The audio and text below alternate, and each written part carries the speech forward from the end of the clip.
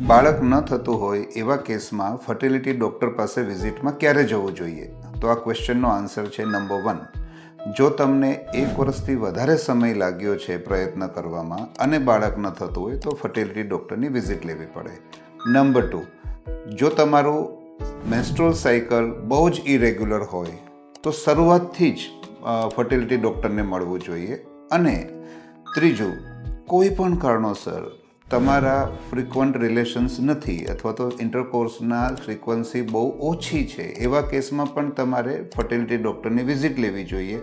અને લાસ્ટ, જો કોઈ પણ કારણોસર તમે 30 વર્ષના છો અને you don't want pregnancy for next few years, તો તમારે ફર્ટિલિટી ડૉક્ટરની વિઝિટ લેવી જોઈએ. જો તમે જલ્દી અમારી પાસે આવશો ને તો ઓછી વિઝિટ્સમાં અને ઓછી દવાઓમાં અને પ્રાથમિક સારવારથી જ અમે તમને બાળક આપી શકશું.